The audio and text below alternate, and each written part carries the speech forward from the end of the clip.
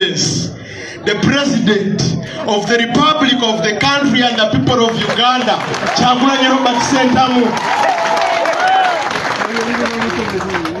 All protocol observed. Good afternoon. We are very humbled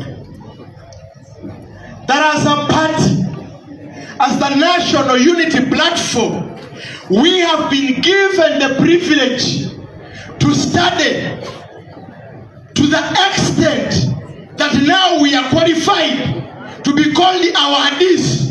Not because tomorrow we are going to sit with these certificates, but because we are the qualified revolutionaries and we seek for change for this country. Mr. President, you have given us the opportunity to study about the history of our country. Now we know and we can clarify that 38 years back, our country was able to even borrow some countries that we admire today. Mr. President, now we know that at one moment, this country was shining more than those that today we admire. Mr. President, we have been taught about governance. And now we know the importance, at least, of the judiciary.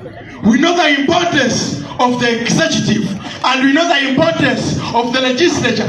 But most importantly, how independent they should be.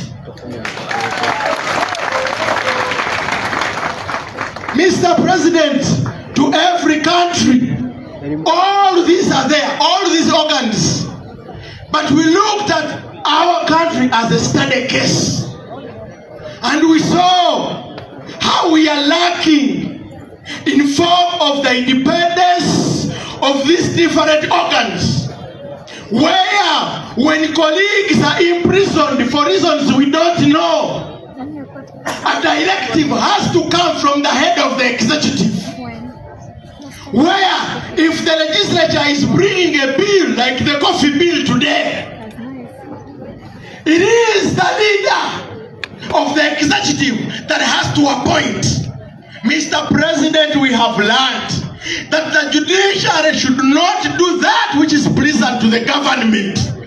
Mr. President, we have learned that the judiciary should not work in order to please those that are in government.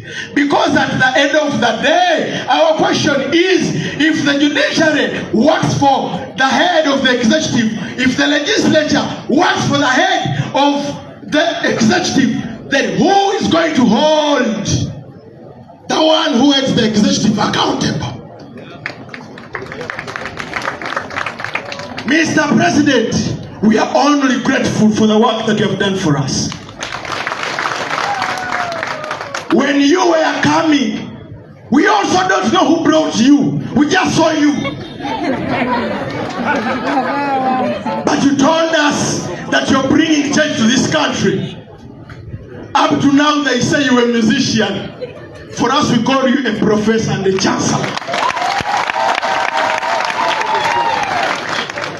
Mr. President, we are so grateful. And to colleagues here, we have learned how important bringing out only one ideology, that is discipline. We should be radically disciplined, that we may not take on others with abuse, but we may make them see the point that we want them to see. That we may not abuse others simply because they don't agree with us, but we pull them closer to where we want them to be. We are seeking for mindset change. We have been very well trained by our dear teachers here that in all forms, never should we lose our temper because of the people that have sold the struggle. That it is only those that have sold the struggle that have sold themselves. The struggle will surely and forever remain.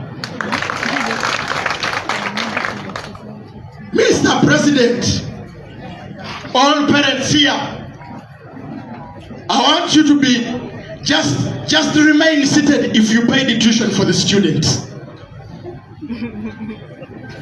Remain seated if you paid the tuition for the students.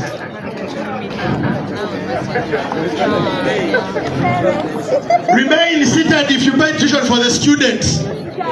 I want to make it clear that in the National Unity Platform, we started for free. Please, parents, sit down. That is evidence that none of them paid the tuition, and yet we started and now we qualify.